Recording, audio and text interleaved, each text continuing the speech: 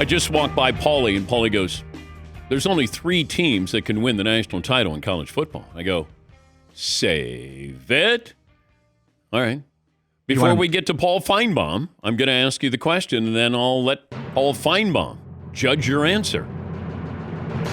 Right now, based off who's in and who's out, I think there's 3 teams that could win the national title. Oregon, Texas, and Notre Dame. They're the only 3 teams playing consistently good football. All right. Let's bring in Paul Finebaum, host of the Paul Finebaum Show, voice of the SEC.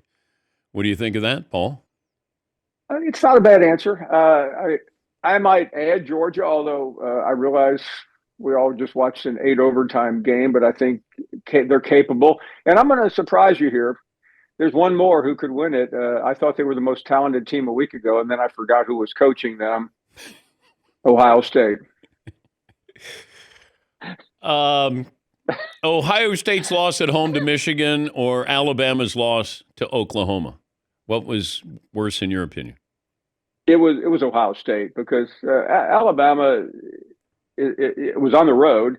They're not a perfect team, but and they didn't quite spend $20 million like Ohio State to fill out their roster. I think, and also the narrative. I mean, we're talking about 3 straight losses, all to Jim Harbaugh in what Ohio State and Michigan fans believe is the biggest game in the country. And then it happens again.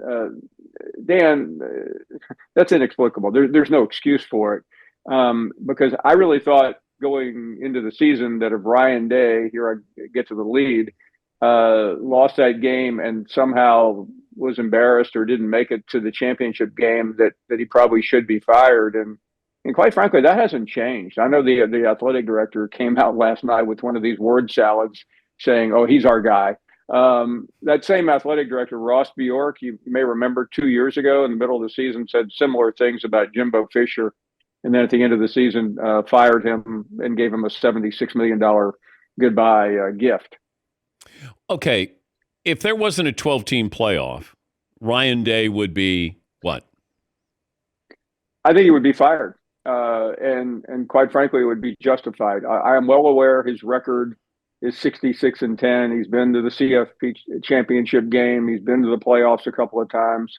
But in states like that, and Dan, I don't need to educate you. You're from one of those states.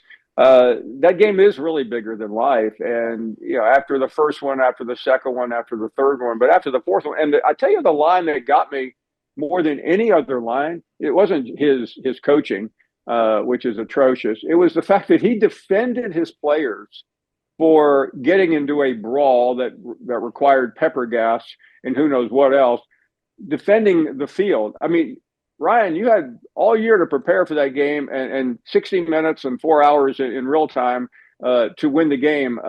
What your players did after the game was beyond embarrassing. And I know that's a whole nother narrative today, but that single statement alone, in my mind, was fireable. What's happened with the flag planting that all of a sudden it's become the rage with the kids? Do you think the NCAA does anything with this? Yeah, I mean, they should. I think ultimately it's up to the individual conferences, and I feel very certain the conferences are going to put an end to it. I mean, it is too dangerous. We've both been on fields at the end of the game. It's chaotic. And then when you have brawls with players, big guys with shoulder pads and helmets, and there are a lot of idle people on those fields that could really be hurt or killed. And give Steve Sarkisian credit, the Texas coach. He saw this all day long happening, and he warned his team: if we win this game, which they did at Texas A&M, don't do it. And it's just absurd. There's no reason for it. I mean, I really like guys who lose the home game and then they're going to go out and try to win a fight. I mean, where are we? What's happening here? If Georgia had lost to Georgia Tech, ... It would have not been the end of the season for them, incredibly. They would have still gone to Atlanta with a chance to not only win the SEC, but get a first-round bye. That's how crazy the system is. But we already knew that. It was what you saw in that game as the clock struck midnight was why Kirby Smart is the best coach in the country. I mean, he finally said, okay, I know we got a defensive coordinator, but I'm making every call right now. and he dialed it up correctly, literally every time. Of course, you get a timeout in overtime, so that's a lot of timeouts. And maybe we can talk about maybe the overtime system needs to be changed. That's absurd to watch 2-point conversions over and over again. But it was really impressive. And by the way, I'm not making excuses for Georgia, but Georgia Tech has a win over Miami, a team that is sitting on the CFP bubble right now. The USC loss. I know you have expressed your thoughts with Lincoln Riley. Notre Dame looked really good. Really good. I don't know if Notre Dame may be the story coming away from that as opposed to USC getting really embarrassed at home. What should be the story? What Notre Dame did or what USC didn't do again? Well, I was impressed with Notre Dame, and I think now they are a legitimate national champion. But would someone in California explain to me why Lincoln Riley, as of almost noon Eastern time, is still the head coach at Southern Cal? What has he done? He had the one season, Dan, with Caleb Williams. Last year I thought that was a disaster, but then again, I forgot about this season. And considering their record is 500, that includes a win over LSU in the opening game. I mean, I don't know when I've seen a coach underperform. I was wondering early in the year, maybe somebody in the NFL would hire him. But hire him as what? I mean, maybe a coordinator. I think he has completely outlived his usefulness at Southern Cal. He shouldn't be there any longer. Yeah, but I can't imagine that they're going to be, in the business of big buyouts here. I'm not either. I know a lot of people laughed at me in July when I made that outrageous Deion Sanders for Lincoln Riley take, which I remember hearing on the Dan Patrick show a few times. By the way, I mean, I've been right and wrong on Deion 100 times, as we all have, but I just think that continuing on, especially now in the portal era, what's the appeal? Remember when he moseyed out there a couple of years ago and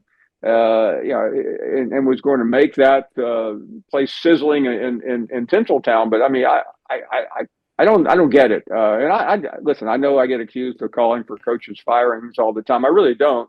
But in this case, I think it's legitimate because USC is one of the golden names in college football, and now it's become a laughingstock. Deion's done a really good job here with recruiting. I think. Does that put an end to Deion leaving Colorado at least this next season? I think until the last NFL job is filled, his name is going to be dancing out there because maybe I just don't believe when coaches say anything, but the fact that he's happy out there and now that his son and best recruit ever are leaving, to me makes me wonder a little bit. I mean, he beat the house this year. I think he beat it because he is a good coach. He had not only two, but two of the best players I've seen in college football in recent years. He also took advantage of a Big 12 that was really diluted.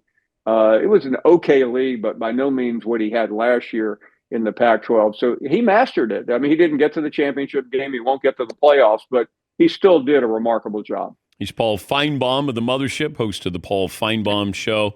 Heisman Trophy race over? I think so. I know, fans in Boise want to make a case for their man, but I think Travis Hunter wrapped it up Friday. And, he's dynamic. Again, I don't know why the Jim Thorpe committee didn't think he was one of the best defensive players in the country, but those are little things that we make a big deal about. But I will be shocked if he doesn't win the Heisman Trophy. Does Colorado try to extend Deion? I wonder, I don't know how that works with these coaches, and then we're going to give you, like West Virginia just, a year after giving their coach an extension, they fired him. So I don't know, the loyalty level there, but I haven't heard anything about Colorado and Deion. Yeah. What these agents do now, and there's a handful of agents. Now, Deion's different. He's got a whole team.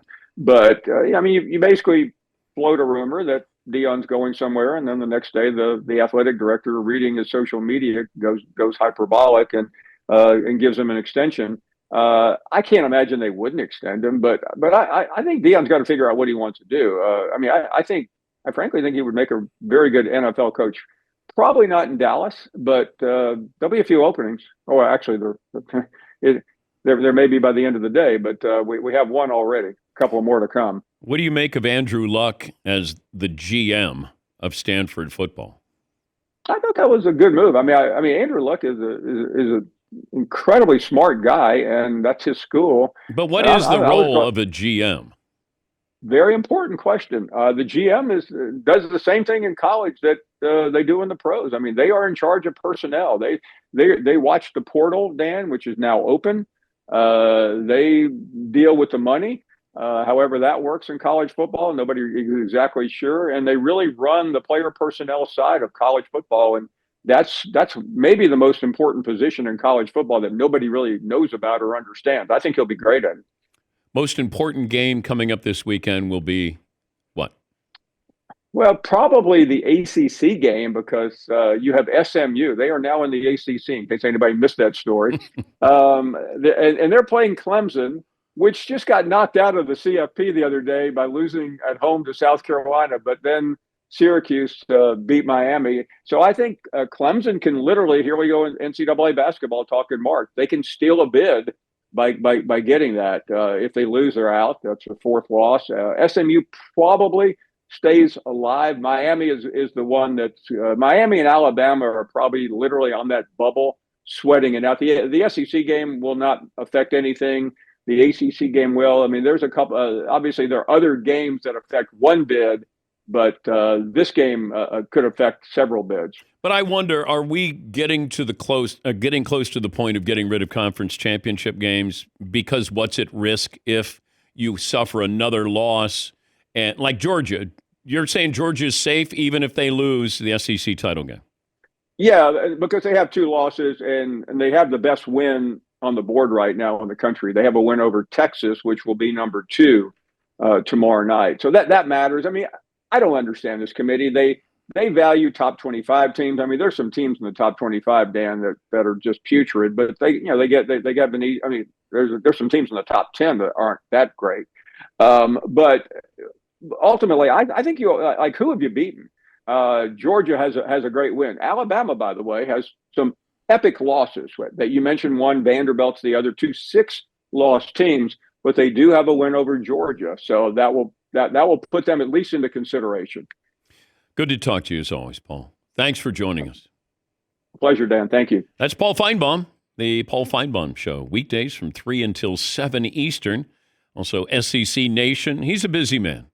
And he was at the Iron Bowl between Auburn and Alabama.